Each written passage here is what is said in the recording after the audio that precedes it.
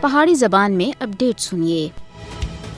جنوبی ایشیا میں امن اس وقت تک نہیں آ سکتا جد تک مسئلہ کشمیر کو اقوام متحدہ دی قرارداداں کشمیری عوام دی خواہشات اور سفریقی مذاکرات کے ذریعے حل نہیں کیتا جاتا۔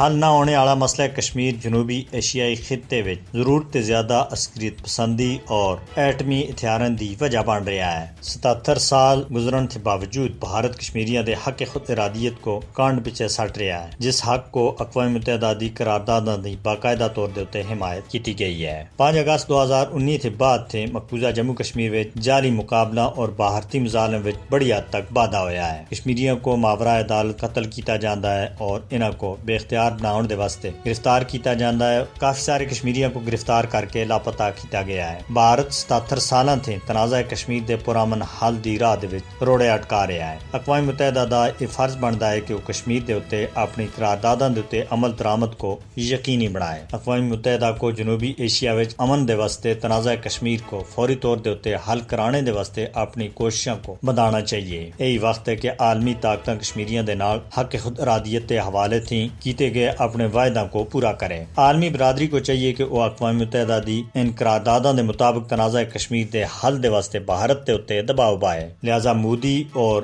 اس دے حمایتیاں کو کشمیریاں دے خلاف انہاں دے جنگی جرائم دے حوالے نال مقدمہ چلایا جانا چاہیے اور کشمیریوں کو انہاں دا حق دوڑنے دے واسطے اقوام متحدہ کو اگے آنے دی ضرورت ہے۔